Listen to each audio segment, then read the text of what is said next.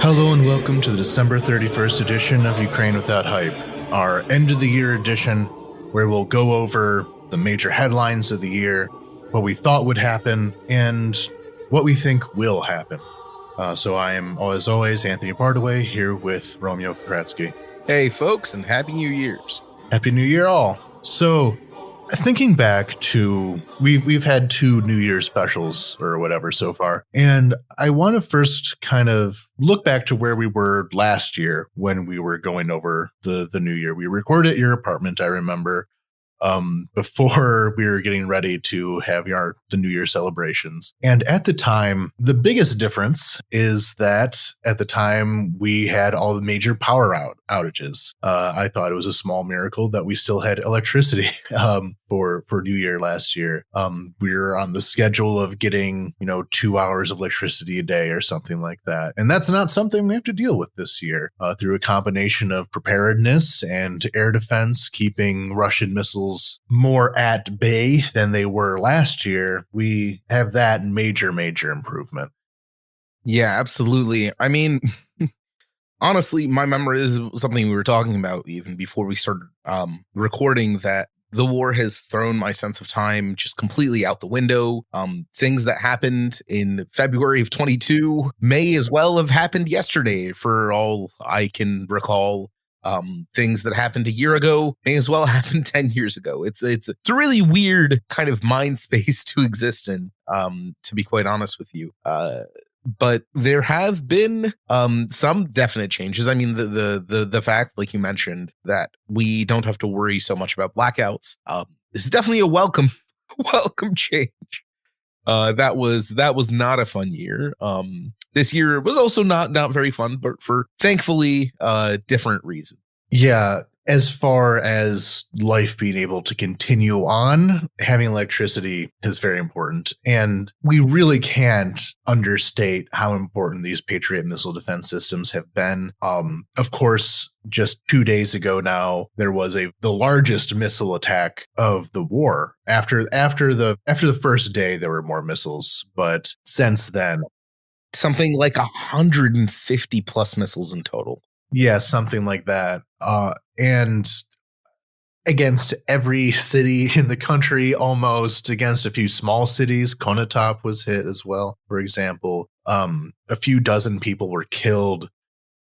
But it shows how Russia is capable of killing people still, but there was only very minor damage to Ukrainian infrastructure as a result of that. And obviously it's a massive tragedy, but the fact that Russia was not able to actually accomplish anything with it other than cause human suffering, and really, I think to them, the baseline ability to cause human suffering is really all they're after.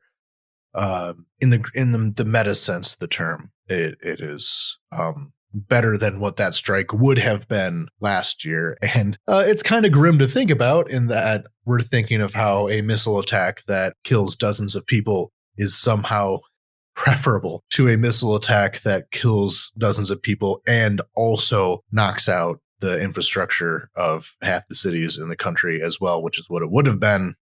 You have to look for the silver linings. If we think back to 22, an attack third that size would have absolutely put us all in blackouts, or at the very least in power rationing, for weeks and weeks. And the fact that isn't even an option, the energy ministry has, and Ukrenergo, which is the national power company, they've both repeatedly said that there are basically no real problems with the energy supply. Whenever there is a temporary deficit, they quickly go ahead and import from Europe, thanks to the fact that we are on the European grid now.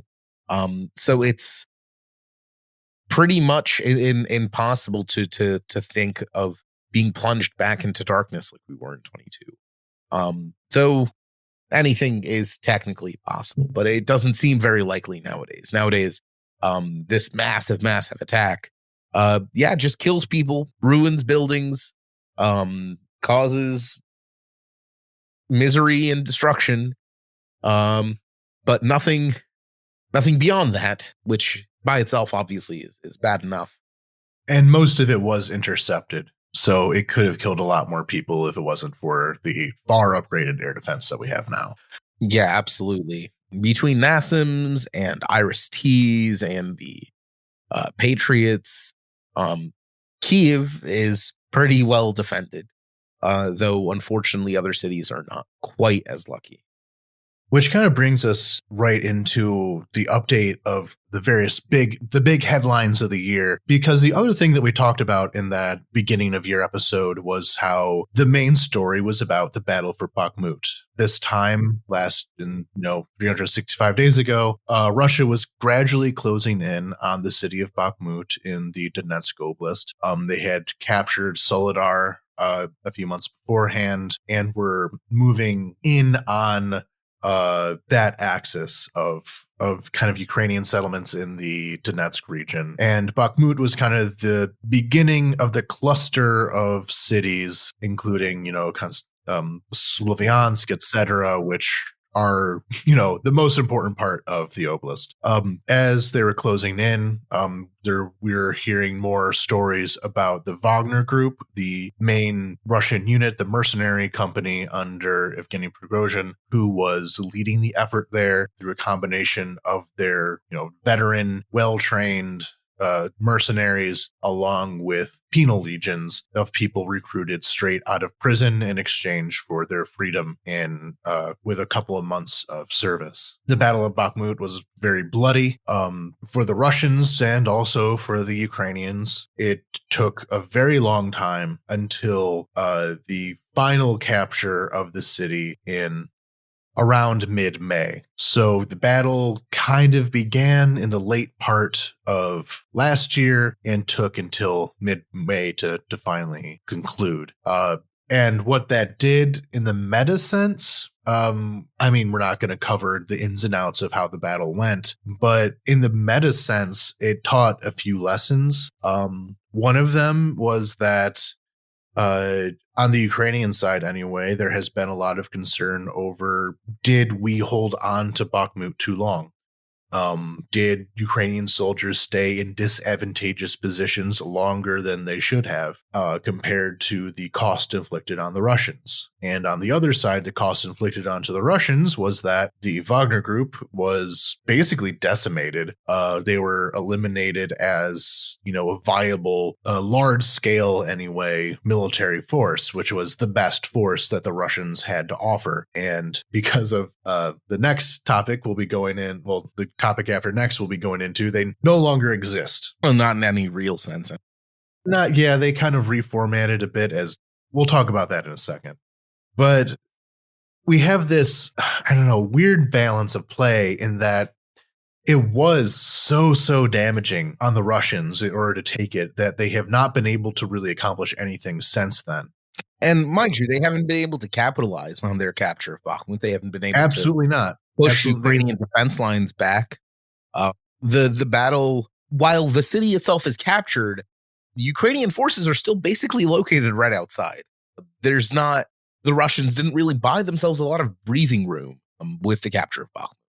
Yeah, absolutely. And since then, Ukraine has kind of taken portions of territory to the north and south of the city, as we've talked about in all the episodes ever since then.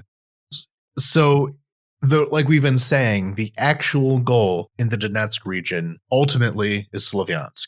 Slovyansk is the linchpin of everything, and Kramatorsk are the two cities that are more important than anything. And everything else is just a setup to whatever that battle would be. And at the end of the day, the Battle of Bakhmut did not move forward with Russia's goals there. There was concern about Chasiv Yar. Chasiv Yar was kind of the line of defense immediately behind Bakhmut before getting to that line of cities in Donetsk region. And it was threatened there for a bit. The Russians were immediately to the south of Chasiv Yar, like threatening the stronghold there, which is, unlike Bakhmut, elevated location, better entrenchments, a much more important strong point, and the Russians were pushed away from it to the point where now it's not really under threat. Like it's, it's absolutely clobbered by artillery all the time. You can't live there, but as a military point, it's pretty secure at the moment. So Russia didn't really gain anything from capturing Bakhmut.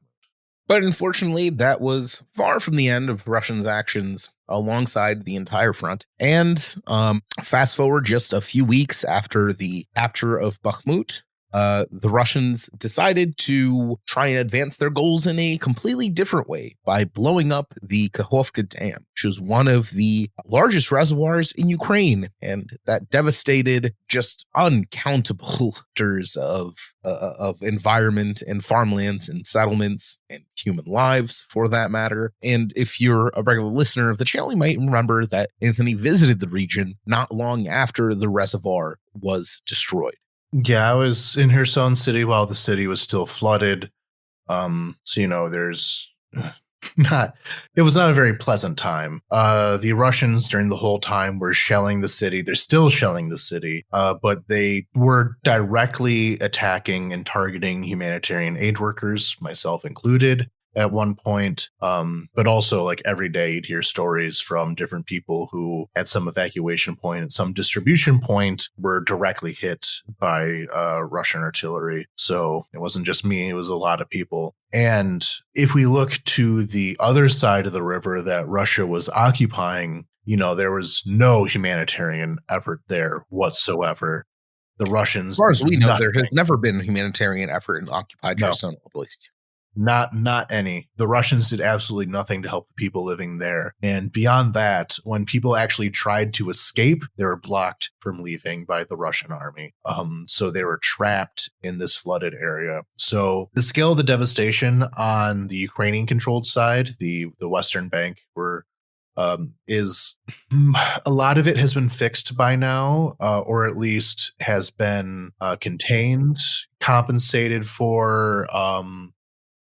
And there wasn't so much flooding. There was like a couple of districts in Kherson city that were flooded because they're very, very low lying, but because just the topography of the area of the Ukrainian controlled side being higher, there wasn't so much flooding there. But the Russian controlled side being much flatter, being much more closer to sea level, it was much worse there. And we just don't know. We don't know how much damage there was because the Russians don't care at all. Just honestly, one of the biggest open questions of the war so far, and one of the biggest atrocities that has been committed that we don't even have really evidence for, like, not so much evidence that we don't know pretty much anything. You can point at, for example, Mariupol, and you can say, well, look, you can see the city has been completely ruined. We can look at the pre-war population. We can estimate how many people approximately were able to evacuate prior to the city's utter ruination. But when it comes to occupied Kherson Oblast, we have basically no idea how many people died, how many villages were washed away, what the epidemiological situation is, what the environmental situation there is. There is zero, basically, information. At times, there are reports of partisan activity in occupied Kherson Oblast, but obviously partisans are not going to be able to provide you with a holistic overview of what the situation in occupied Kherson Oblast looks like post the Kakhovka Dam explosion. But I think there is another question beyond just the scale. What is the scale of the atrocity? And that's, why did the Russians do it? And what did they hope to accomplish? What did they actually accomplish? Oh, that's a very tough question. I think part of it was that at the time, there were starting to be reports of cross-river raids. There were starting to be the beginnings of what we now call the River War. Even during the flooding, there were Ukrainian special forces and other volunteers who actually crossed the river into Russian-controlled territory in order to provide some semblance of humanitarian aid, which of course the Russians fired on. I think a couple people died while doing this in Russian-controlled territory. And I think they really were concerned partially about the growth of this river war and wanted to cause some kind of damage to it. There was reports during the liberation of Kherson that the Russians were going to blow the dam then in order to deny Ukraine the ability to go to capitalize on the offensive and push the Russians even further. Logically, though, that obviously didn't do anything because the river war has only picked up, and to the point where a lot of the eastern bank of the Dnipro River in the Kherson region is currently controlled by Ukrainian forces. So obviously that didn't work. Why did they do it? It's one of those things where, logically, do the Russians do many things that logically make sense? Not really. I think they're just going for something. And I think even it's very possible that this could have been even a lower level decision that some group in the Russian military said, screw it, this will cause some damage, let's do it. So who knows what the decision-making process was there even? Trying to wrap your head around it. It's confusing. It's very confusing. After all, they had to withdraw a whole bunch of their own units from those low-lying regions themselves. That is, maybe that territory is underwater now, but that still represents a net loss of territory for the Russians. Maybe they think that it'll be fine if they can capture the rest of Kherson, but again, they've made it more difficult for themselves to commit cross-river raids and assaults. Well, that actually wasn't that big of a deal. I was there as the waters are receding, back to their normal levels, and the Russians just kind of followed it in. As the flood was coming in, most of them got out of the way. There were a few dead Russian soldiers in the flooding, but when did Russia start caring about a few dead Russian soldiers? They don't even care about a lot of dead Russian soldiers. They don't. It's not. It's a non-factor. It doesn't matter. So in the first day of the flooding, there wasn't as much fire because the Russians were further away. And as the flood waters receded, there was more and more Russian fire because they got closer and closer as, following the water back to where it was. So it really wasn't that much of a loss for them either. They're talking about, they washed away some trenches on the bank of the river. Well, most of them were set back from the river, so they couldn't be shot at by Ukrainians anyway. It wasn't a huge change in that regard. So if we look now, 6 months later, the dam was blown up on June 6th. So basically half a year. And the destruction of the dam didn't do anything except cause a human environmental disaster. And militarily, it doesn't seem to have had any effect. No, I've gone about this a few times, as I've returned back to the Kherson region, the Dnipro River. There's talk of it making it easier for cross river raids to happen further upstream, where the reservoir was. Now that there's no reservoir, there's still a very large river there. There's still multiple large rivers there, actually. Instead of one big one, it's several still large but smaller ones. So it didn't make any attack across the reservoir any easier. Militarily, it makes no sense. The only thing, because I've been back a few times right now, there's still a very big concern about water. The groundwater has been draining away, so you have to dig deeper and deeper wells. You can't, use the reservoir like you used to. In order to get to the water, you have to go much, much further away from the town, and therefore closer to the Russian lines, which means that if you are going to go down to the water, which is not what they want you to do, not what the Ukrainian military wants you to do, then you put yourself much more at risk to Russian attack. The last time I was there was some fisherman a couple kilometers away from me who was hit by a Russian shell and killed, partially because he had to move much closer into range in order to do it. So it just made the life of everyone down there absolute hell. And honestly, I think that's enough for Russians to call it a win. But also in June, a lot of things happening in June, by the way. I don't know what was going on in June, which made everything in the year happen at the same time. But as we were talking about with Bakhmut and the severe losses taken by the Wagner Group, they kind of set the stage for the next big story, which was on June 23rd. It was the insurrection. What did they call it? The March for Justice or something like that. March for Dignity? No. I think it was the March for Justice. I don't know. It doesn't matter. But the Wagner Group kind of occupied the city of Rostov and began marching on Moscow.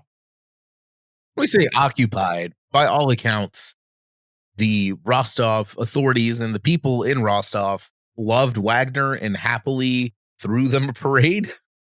Yeah, pretty much. Like they showed up. What it was the Russian Ministry of Defense and a few other high-ranking officials were down in Rostov for a meeting. At the time, they were trying to basically dismantle the private military companies and absorb them into the Ministry of Defense. Wagner, under Yevgeny Prigozhin, wanted to prevent that. They wanted to maintain their independence. So they moved in to try and capture the Russian Defense Ministry and the high-level officials that were there and force a concession out of them. Apparently they were tipped off and got out a couple hours beforehand, though there is still video of Prigozhin meeting with other high-ranking officials in a very approving way. It didn't seem like they were necessarily hostile to each other. It was, a show of force more than anything else. When this plan A failed, they began rolling the tanks onward to Moscow until at one point they stopped. Apparently, Prigozhin had been offered something in exchange for ending his insurrection. And we didn't really know what it was, but we know how it ended up, which was on August 23rd, 1 month later, Prigozhin and the other high-ranking members of Wagner Group, its main commanders, were in a plane flying over Russia. They had just done some kind of diplomatic stuff from Africa because that's where they made most of their money, was in various African countries. And they were shot down and everyone on board was killed. Therefore, ending the story of the Wagner Group and Yevgeny Prigozhin for good. I don't know. What did we learn from this? We'll talk about this a little bit more in the what did we think would happen and did it section. The first thing that kind of came to mind is that Putin has very effectively consolidated the power vertical, as criminologists like to call it, around himself even more tightly than it was at the beginning of the full-scale invasion. Putin has absolutely no even really visible sycophants at the moment beyond his very reliable drunk body double, Dmitry Medvedev. And of course, the usual host of propagandists. But it really showed that the Putin regime and Putin himself was incredibly sensitive to the so-called the military blogger criticism that had been leveled at his prosecution of the war thus far. The military bloggers, and we've talked about this kind of subculture before in Russia, were military and military connected, bloggers, basically, that would often report the news from the Russian front lines in a more, let's say, straightforward, if not honest, way than official Russian propaganda channels would, and of course, more than the Ministry of Defense was willing to admit. And this won them a lot of respect in Russia for being able to criticize the prosecution of the so-called special military operation at all. And what we learned after Prigozhin was murdered by Putin is that kind of criticism is not welcome. Not even constructive pro-Russian nationalist criticism. It's not welcome. The only thing Putin appreciates is deference to Putin. And step out of line and, drive a tank towards Moscow. And his patience turns out to have very lethal limits. Yeah, that was the most interesting part of it at the time, and also looking back, was that in the first few hours of this, it seemed like people didn't know what the rules were. A lot of people were refusing to comment. There was some sympathy within the Russian army because, of course, Wagner Group was, a very celebrated group within the Russian military. And like we said, in Rostov, when Wagner showed up, the police, the army, the common citizenry, they all welcomed them like heroes. So it wasn't much of an occupation. And there's a few hours there where it looked like it could have just been a direct conflict between Wagner and the defense ministry, and may the best man or most vicious man win. But then wait those few hours. When Putin gave his speech a few hours later, his wording was still, it gave a lot of wiggle room for what to do with Wagner Group later, but ultimately did condemn the insurrection. And that is when everyone decided, oh yes, Putin.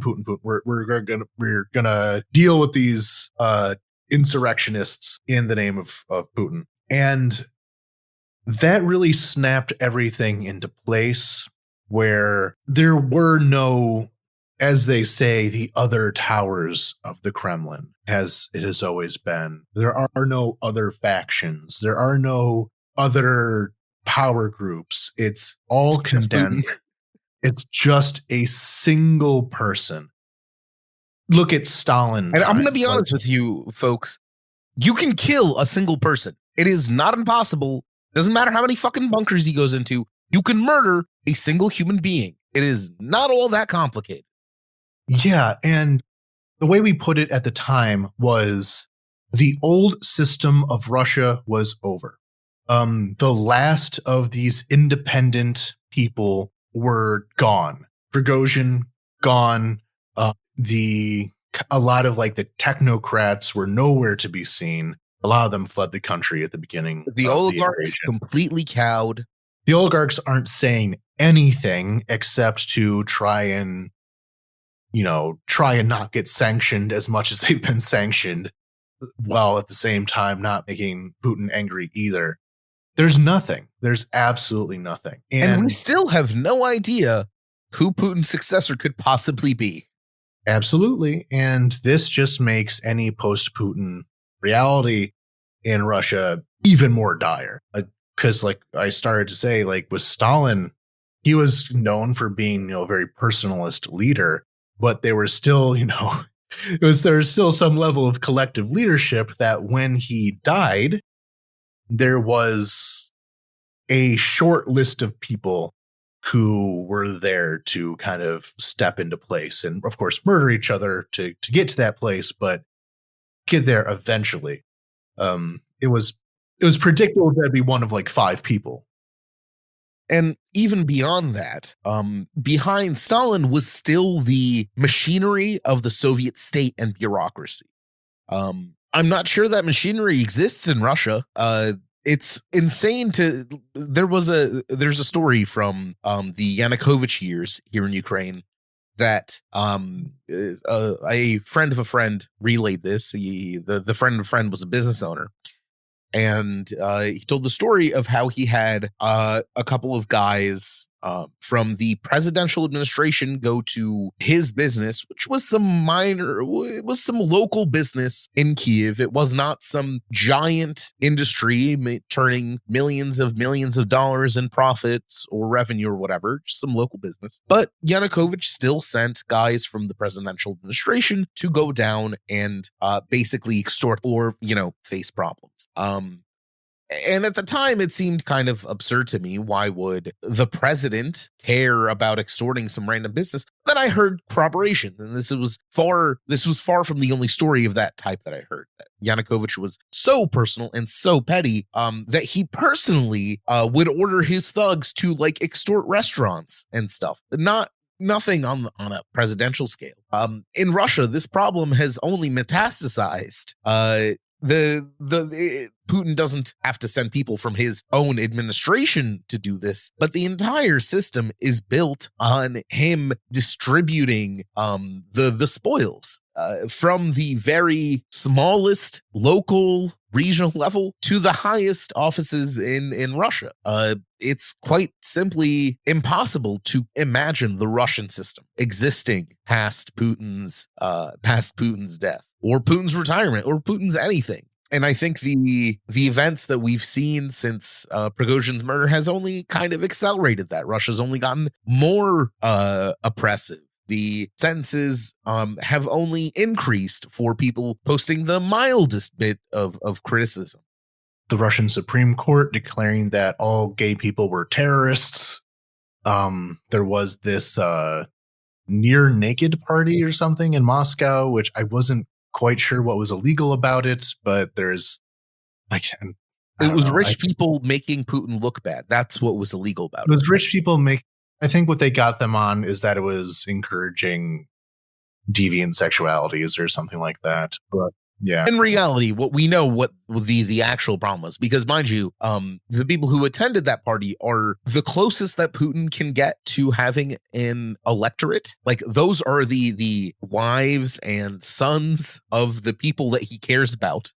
And the main thing that the only thing that they were really guilty of is the fact that news of this party got out and it was criticized for being profligate during wartime, as Russian propaganda keeps calling it, an existential war somehow for Russia. That was the only really bad thing about it. You can't make the Tsar look bad in any circumstance. Even now, if before you could get away with it if you're rich and powerful or had a rich and powerful daddy, and even now that will no longer protect you. Daddy is just as scared of the Tsar as every other serf in the empire is. Yeah, so the prediction there of, what will the new system be? And the new system is just Putin. Our next big headline is the counteroffensive. And I mean, what more can be said about the counteroffensive that hasn't already been said? So throughout the year, there was news stories of how Ukraine was gearing up to do a big counteroffensive, most likely in the southern direction. Some of the more exuberant predictions would be that this counteroffensive would cut all the way down to Melitopol. The more realistic ones were hoping to just break through the Surovikin line, the lines of defense created by the Russians to protect this area in Zaporizhia and in the Zaporizhia and Donetsk regions. There was all this buildup of troops and equipment and people training in fancy new European tanks until it all began on June 4th. Many people were saying that this was not ready enough. Other people were saying, and I agree with this second analysis, that it just took too long. While the Russians were, slowly grinding away at Bakhmut, and all the intention was on Bakhmut. They were building these lines of defense. If the attack had come sooner,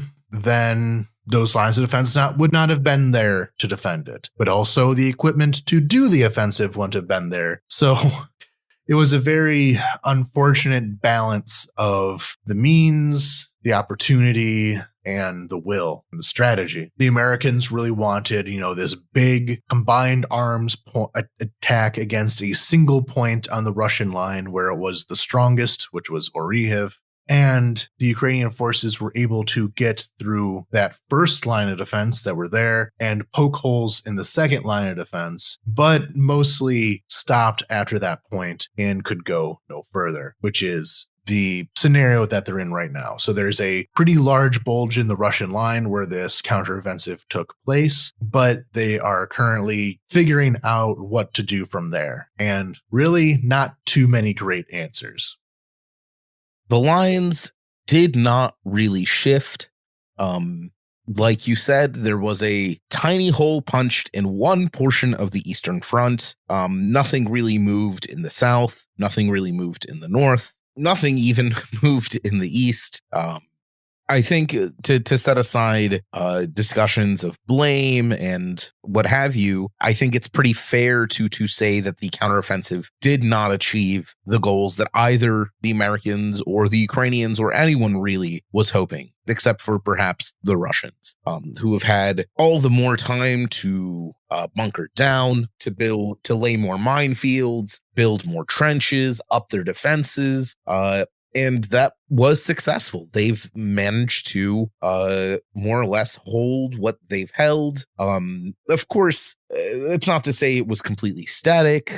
Ukrainian forces did make very minor gains here and there, but again, there was no explosive change. It wasn't anything like the liberation of Kharkiv Oblast, where you just had basically the entirety of the Russian forces there tuck and run. Nothing like that. But on the other side of this discussion, which is far less discussed because I guess it just didn't get enough attention, was that in the same time frame from the end of the capture of Bakhmut until now, the Russians have had like 3, 4 offensives of their own. Each one of them began with a bunch of braying about how the Russians are going to sweep into Zaporizhia, or, cross the Dnipro River back to Kherson, or take Kupiansk and go back to Kharkiv and capture Kharkiv within 2 months, all for each of those rounds of boasting to fall into nothing. The Russians have basically accomplished absolutely nothing from the fall of Bakhmut until now, including quite a number of assaults in Avdiivka. Yeah, so that brings us into kind of our last story. We can kind of wrap it into everything, or last update, we can kind of wrap it into everything else, is that the last thing that they're going over for the year was Avdiivka. Also has the honor of being the last thing that we covered on this podcast before the war started, because I was there shortly before the beginning of the full-scale invasion. And this battle for Avdiivka has been going on since October, and we've been emphasizing this so many times, but this is a very, very small amount of land. And really, since the beginning of December, the Russians have only advanced about 1 tree line in any direction. Over hundreds, over thousands of corpses to take 1 tree line.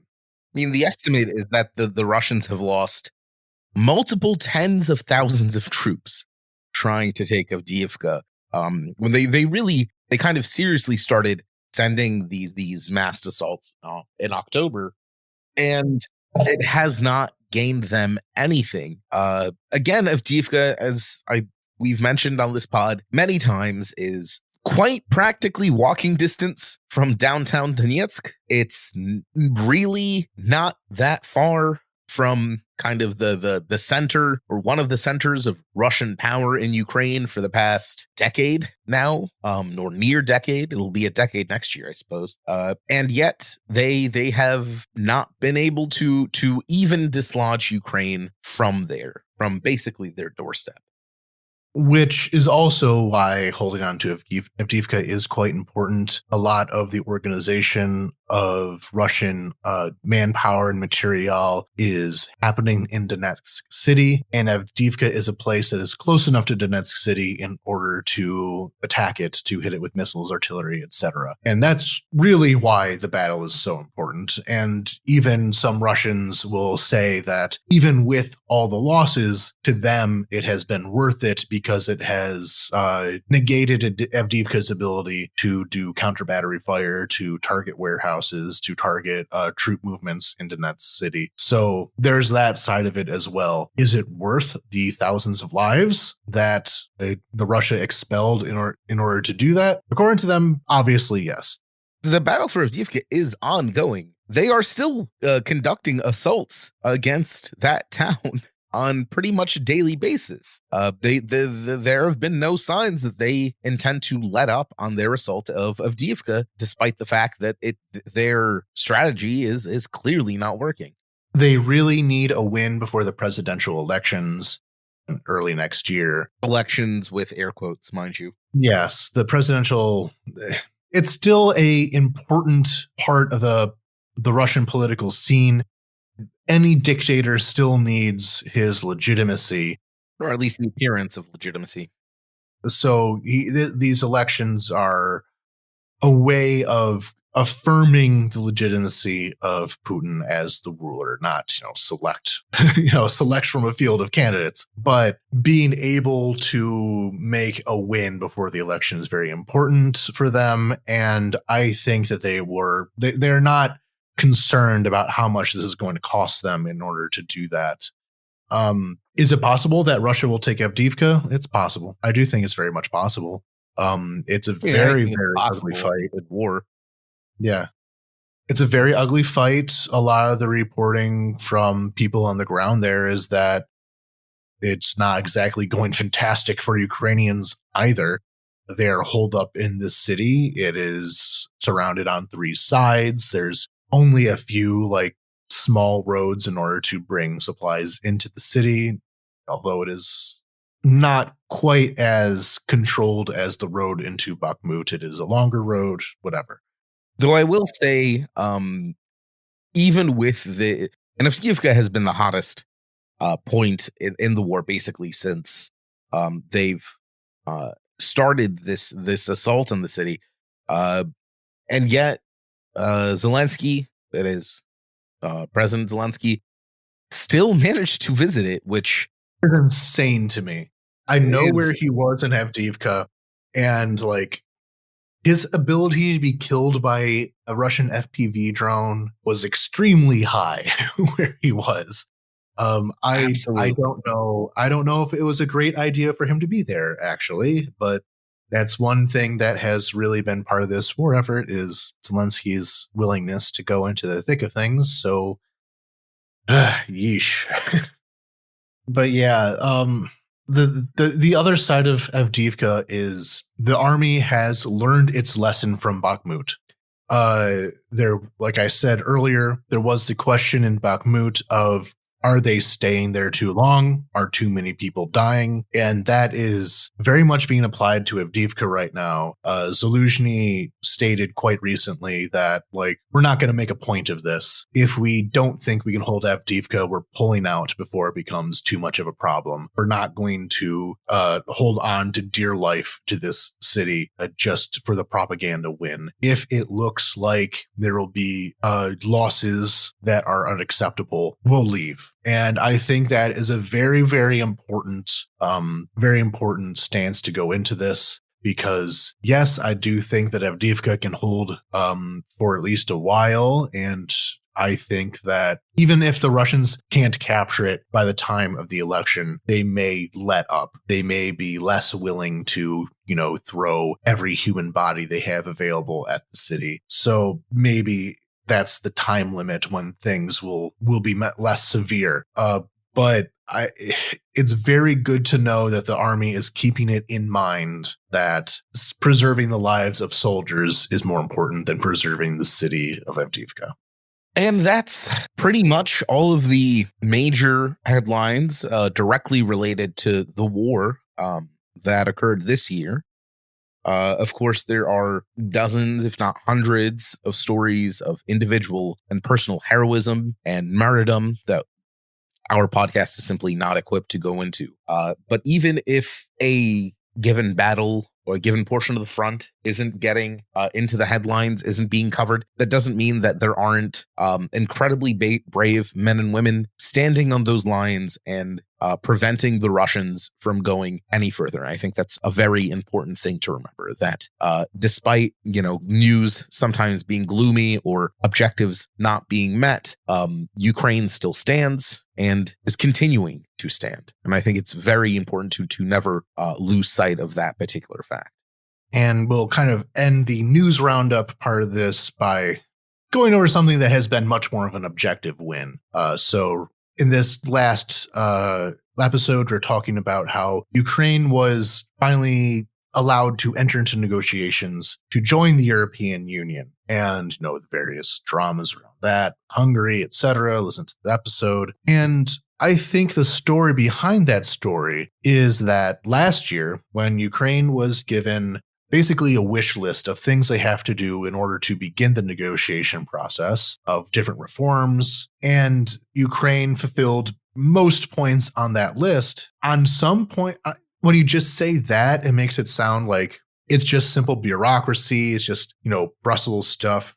But in the real world, it translated into a lot of smaller reforms that were very, very beneficial to Ukraine as a country, war or not. And really, I think it's important to keep in mind that while we are fighting against Russia and the legacy of the Soviet Union, a direct material violent way, we also have to throw off the legacy of the Soviet Union internally as well. And this, checklist of things you have to do, that's the method of doing it. There was a lot of efforts to fight corruption this year, which was and remains a problem, but it has been cracked down on of various inefficiencies in the system to the point where, as a country at war with 1/5 of the territory under occupation by a hostile occupier, Ukraine is still keeping its government together, and beyond that, improving it into the next year and going into these accession negotiations. And on a personal note, I can say that there have been a lot of stories this year about officials being arrested for bribery, MPs being placed under investigation.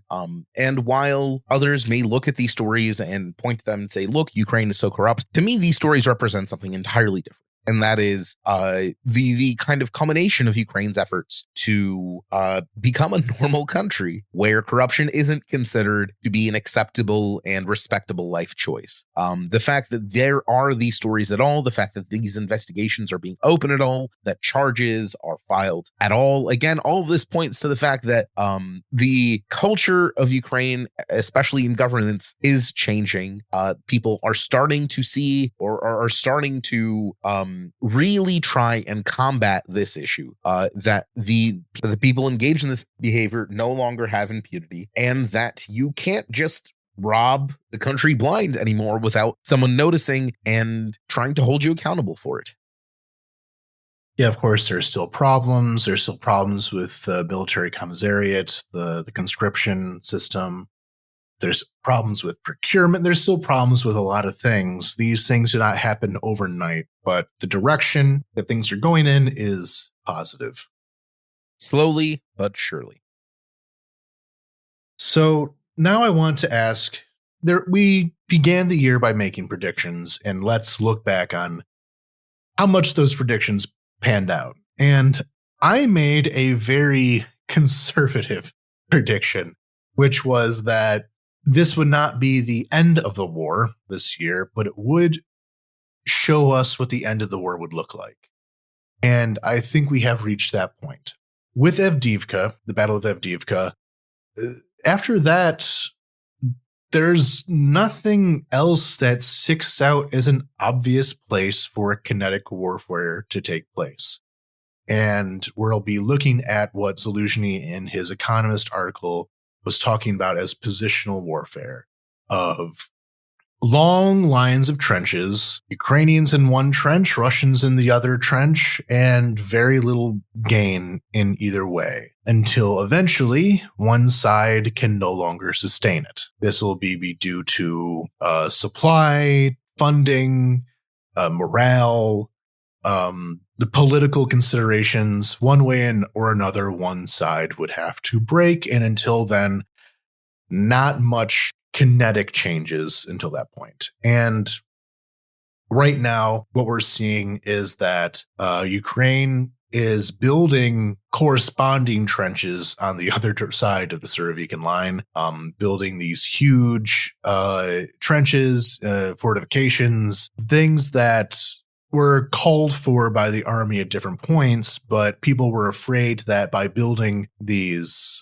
very strong defenses, these very strong static defenses, that would be demoralizing, of basically saying we will not go further than this trench, or don't plan on going further than this trench for a very long time, of people who are living in the area close to the front line, watching trenches being built behind them. That's scary, knowing that you're in the path of destruction, essentially. And this has been held off on, but necessary for how the war is going to look in the next year. Like I said, other than Avdiivka, that's about it. The Russians have nowhere else to advance in. The Ukrainian counteroffensive did not pan out as we hoped, and likely won't show up again until there's some very serious changes in supply strategy, something. So that's going to be where we're sitting. And it's going to be attrition warfare. It's going to be information warfare. We'll get into what I hope will happen in the next year in a bit. But that's my prediction, and that was my prediction that we'd find out how things would go, and that's how things will go. As for me, I was expecting a lot of more domestic instability in Russia.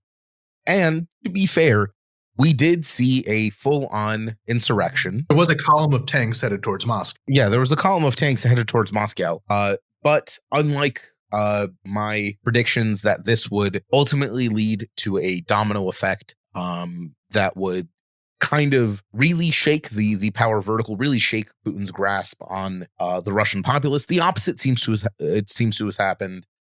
Russians, when polled, even by nominally independent polling agencies, don't seem to have evinced any particular desire to end the war. They don't seem to be really affected by the really effective sanctions that I've been told have been applied against Russia. It doesn't. Nothing seems to have bothered them. Like we discussed previously, the assassination of Prigozhin has only cemented Putin's rule, Putin's fist around the Russian levers of government. And I mean, I'm obviously disappointed by this, but that's the reality, that Russia has turned out to be a lot more domestically stable than and I think I'm not the only one here that thought this way, than I expected.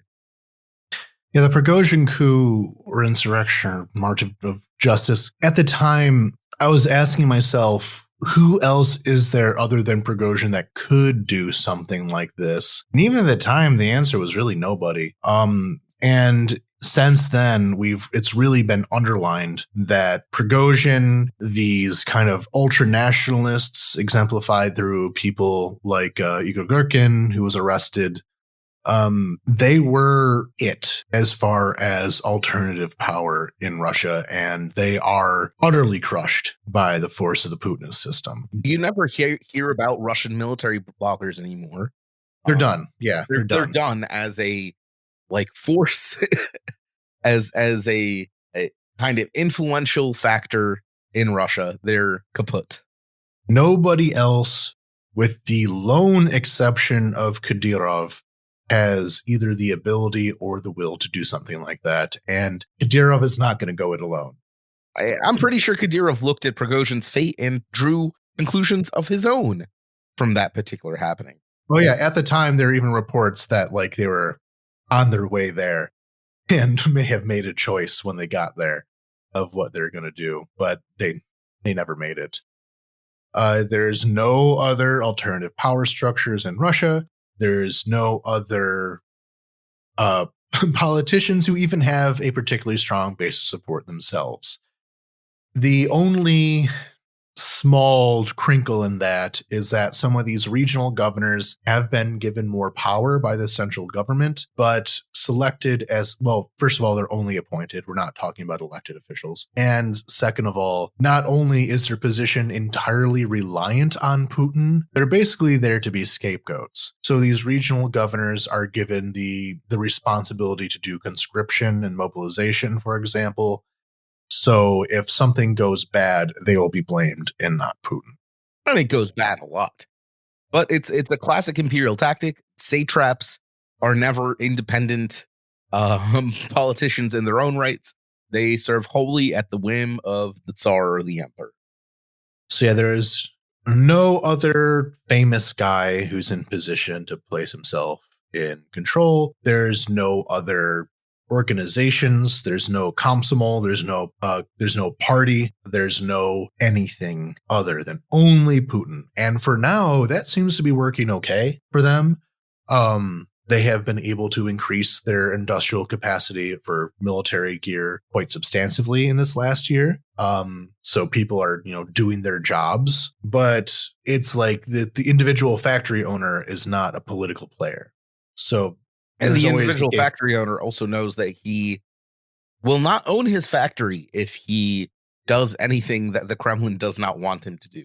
How long can a country last when it is as large as Russia, as economically large, as physically large, as population large as Russia survive while being solely the extension of the dictator? How long can that last? Who knows? Oh, well, here are the sirens. So Happy New Year, everybody. This is, for the record, I believe the third or fourth siren for the day. Yeah, it's going rough. We're recording this on New Year's Eve, if anyone's keeping track. And that brings us to kind of the last, what did we think would happen? And that is the end of the war. And I don't mean that we expected the war to end this year. But Anthony, as you said, we've now seen the shape of the war to come. And I personally wanted to add my own observations here that I wanted to say that the observations that I've made of the war so far have confirmed that this war will not end until Putin is no longer in power. There doesn't seem to be a domestic factor that will do it. Ukrainian military force alone does not seem to be enough to end the war as much as I wish it would. International pressure doesn't seem to be enough to end the war. A combination of all of these things doesn't seem enough to end the war. This war will only end with the physical death of Vladimir Putin, and not a day sooner.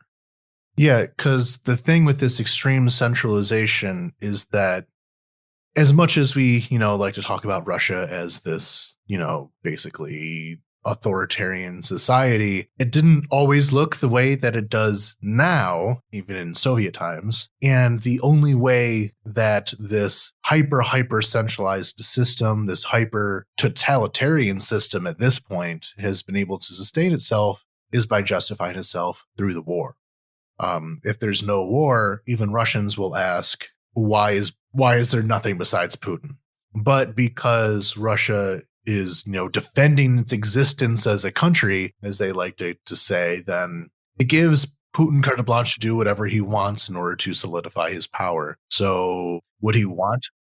And mind you, the assassination of Prigozhin shows that he's willing to break what in Russian culture is considered quite serious brotherly bonds. The mafia culture that kind of permeates the Russian elite and a lot of base Russian culture as well has been completely violated by Putin. He will never respect a subordinate. He won't even pretend to respect subordinates, is what the assassination showed. And yet, this giant public violation of norms, for Russia at least, has not resulted in any moves to unseat him. Instead, it's had the opposite effect. So the war and Putin need each other. If Putin dies, well, the system without its only factor, if that's taken away, then everything goes into utter chaos. And the war will have no choice but to mostly end at that point. Like, I'm sure there'll be still attacks and all that, but the country cannot sustain a war without Putin at its head, and Putin cannot sustain himself as its head without the country at war. They're intricately linked at this point. So unless Putin wants to develop a quote unquote off ramp, as people want to say, but there's no off ramp for him at this point. There's no off ramp for him at this point because the level of centralization, the current system is the war. No two ways around that. So what was the replacement after the old system of the towers of the Kremlin and, in imperial pluralism? It's just the war. And that takes us into what we actually think will happen if we're not looking towards the end of the war anytime soon. Well, that starts with the big question of the upcoming US presidential election? Right now, we are in a state where American funding for Ukraine is officially so far at an end. When Congress left session for its Christmas holidays, they did so without reaching an agreement to fund Ukraine any further. Now, I do think that when they come back into session, they will resume Ukraine funding in some form or another. There'll probably be, different things attached to it that the Republicans demand, but I think that it's coming back. But looking forward in the year, we have the elections. It will be Donald Trump as a Republican candidate. Only in the states where he will legally be allowed to run. Yeah, we'll see how that goes. If Trump wins, we are screwed. The Trump world is currently filled with people who have a deep disdain for Ukraine. Now, of course, there's always, the Trump unpredictability. He may have a weird conversation with somebody. Some Ukrainian might get into his ear at some point. Some Russian might trip over his shoes one morning and he could change his mind entirely. But we're not going to count on that. Right now, Trump, as well as every front runner that could be behind him if he, for some reason, is not able to run, with the exception of Nikki Haley, is even more anti-Ukraine than he is. There is very little chance that if the Republicans win in the fall, that 2025 will continue aid for Ukraine. And up until then, the Republicans will be playing all kinds of politics like they did with this over Ukraine funding of we want this, we want that. And if we don't get it, then Ukraine can push off.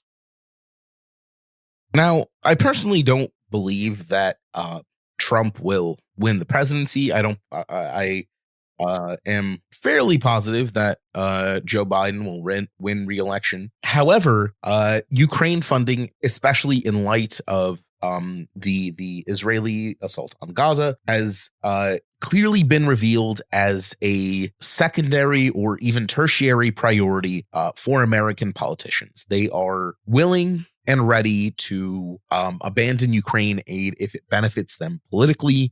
There are some Congress people that are dead set on helping Ukraine, that this is their whole thing, that they spend a significant amount of their legislative efforts on trying to get Ukraine aid and more aid. However, that number is not enough to overcome the general inertia that the American system has towards supporting aid for Ukraine. That's what we've seen. A report came out just the other day about Biden sidestepping Congress to authorize artillery munitions transfers to Israel.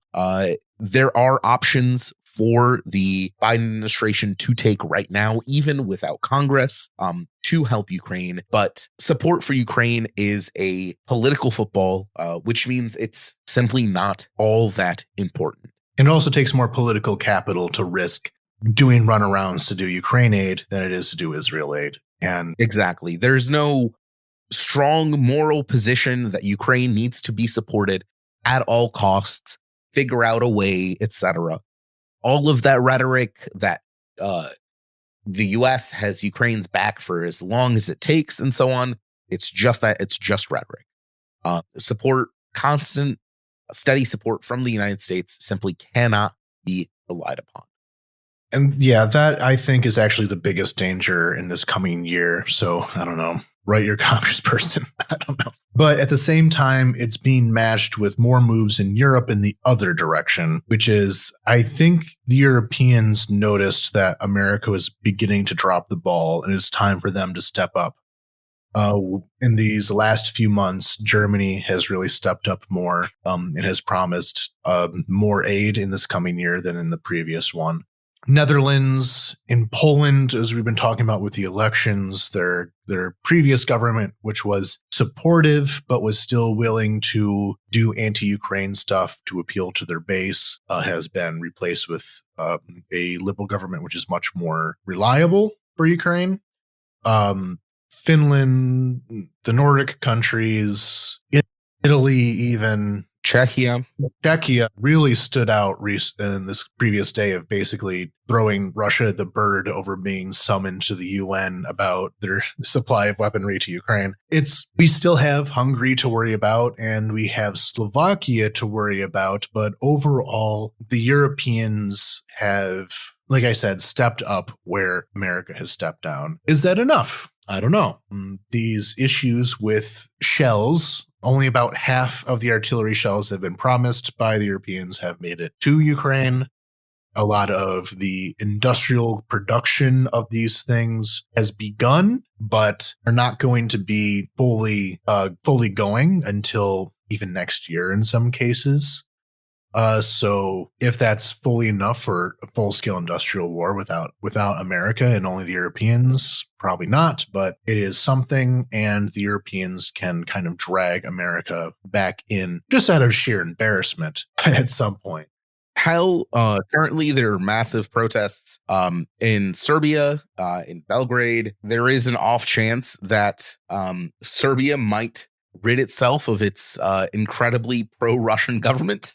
It is an outside chance, but given the current state of international support for Ukraine, I'm willing to hold out a little hope.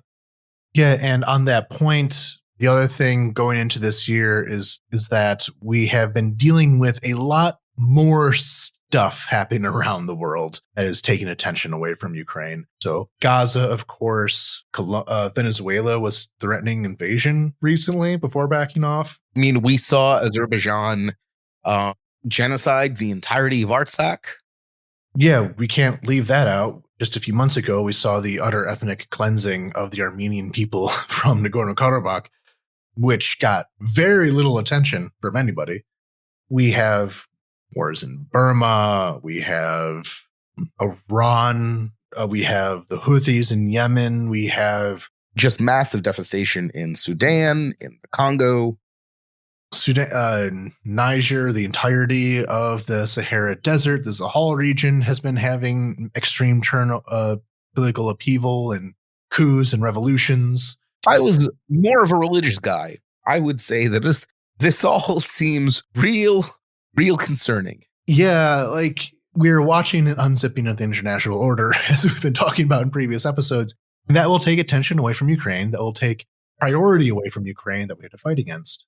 And I guess this last part of the stew here is information warfare about the news, because as these different events take attention away from Ukraine, take priority away from Ukraine, it makes it harder for Ukrainians to get their stories out. And we don't have as much funding as the Russians do in this regard, which means that the Russians more and more, again, these last about 3 months or so especially, have meant that Russia has really been pushing its propaganda harder than I feel, at least from my own subjective experience, harder than any other time during the war. And beyond just Russian propaganda, a personal story, after the massive missile attack, I was called up for a media hit by only one news agency. Previously, even kind of sort of medium impact events would have at least 4 or 5 knocking on my door and sending messages. It is simply a fact that Ukraine is no longer a priority for major media organizations. We see that in the numbers as well. Every Ukrainian media outlet has been suffering regarding its readership. All of them that I know of. There was a 40% drop starting October 7th. Of 2023, there was a 40% drop in the readership of Envy's sister publication, Ukrainska Pravda, according to the numbers that I have available, which is, of course, not surprising, but there's no sign that those numbers will recover either. Yeah, our numbers have gone down for the podcast. KI's numbers have gone down. There's just a general loss of interest in Ukraine. And as we were going into this attrition warfare, where information and support are even more important than it was during the more active kinetic phase of things, we're in this point where there's going to be a very long grind. And during that grind, there needs to be a lot of engagement with Ukraine in order to keep support high. There needs to be a lot of support financially from different countries, which relies on public support. There's going to need to be a lot of industrial and all that, which is tied again to the financial. And without big stories like the Kherson liberation to kind of build things up again, and there's not going to be stories like that for a long time, I don't think. It's going to be hard to keep the necessary energy in order to sustain attrition warfare. And the media side of that is a very important part of it. It's grim. It's really looking real grim. Can we end on something positive? I know the listeners don't have any video, but I've just been staring at Anthony's face for about 30 seconds of absolute silence, trying to come up with anything at all positive to say about 2024. And I'm afraid I don't really have many ideas. It's pretty bad out there. Like we just went over, the world's pretty much tearing itself apart. US elections may or may not result in massive civil unrest. That's a giant open question. And Ukrainians are still going to be sitting on the front and dying and trying to hold the literal legions and hordes that Russia keeps throwing at their positions off for just one more day, as long as they can. At least I can say that Ukraine's determination to stay independent and to stay free has not flagged. Even if world events have not exactly been kind to us, if our actions haven't resulted in the results that we were hoping for, Ukrainian determination and Ukrainian willpower has not dropped. Ukrainians will not surrender to Russia or submit in any circumstance whatsoever, because that would result in the death of Ukraine as a nation and as a people and as a culture. I will, for a positive note, return back to this issue of the Europeans. They are strengthening their backs more so than they have in the past. And I do think that can result in some positives that we may not even be able to foresee right now. It is becoming more of a European issue, and they're taking it much more seriously as a European issue. And I think that in the form of support, maybe even in the form of media attention, if the Europeans decide to focus their gaze on Ukraine, once again, that could be.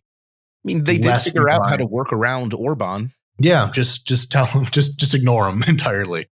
So that's just tell them to leave the room during the EU votes for Ukraine aid. Why don't you go get a drink of coffee? Why don't you just go get a drink of coffee while we do this? Get a coffee. We're going to vote. You get a coffee. It's fine. The adults have something to do right now. So yeah, I think whatever positives will come from 2024 will come from the European Union, and whatever energy is building up right now, whatever that develops into. So with that, I think we can close off this episode. We can close off the year, say goodbye to 2023.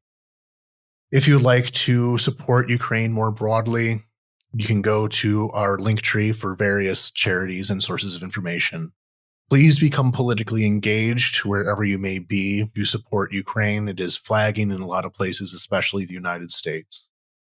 If you would like to support us financially, you can go to patreon.com/UkraineWithoutHype and join our supporters, where most importantly, you can join our Discord channel, talk to us, give us ideas for episodes, ask us questions. So thank you very much to Deborah Grazer. The voices in my head are from Big Pharma, David Shepard, Giorgio, Ivana Kukratskaya, Michael Drucker, Anna Karen Person, Anonymous, Dennis Napalm, Devi, Dmitry Litvin, Etienne, James Burke, Jan, Janara, Jenny Louise, Kelvin Alberton, Marguerite, Michael Wickman, Mike Perone, PLM, Shieldwall, Silas Frank, T. Bart, Vivek, Adam Poppenheimer, Ada McDonald, Alex Grochmal, Anastasia, Barbara, Captain Technical, Chris Bennington, Daniel Spring, David Wall, Emily Bavona, Grace Krause, Had to Laugh, Jacob Poem, James Wise, Jared Bradley, Jared, Julia Lindsay, Laura De Leon, Levy Grove, Marianne, Matt Miller, Melissa Kaselko, Anonymous, Noam Hart, Paul Bailey, Randy McNerlin, RDK, Sander Bongers, Sanjay, Scott Barry, Scott Gengris, Scott Tarkiuk, Steve Bien, Stuart Akers, Subtle Knife, Thomas Sobiek, Veronica, Victoria Leontineva, and Wandering Lens. Thank you all very much. You have made this podcast and this year possible. With that, Happy New Year, and Slava Ukraini. Героям слава!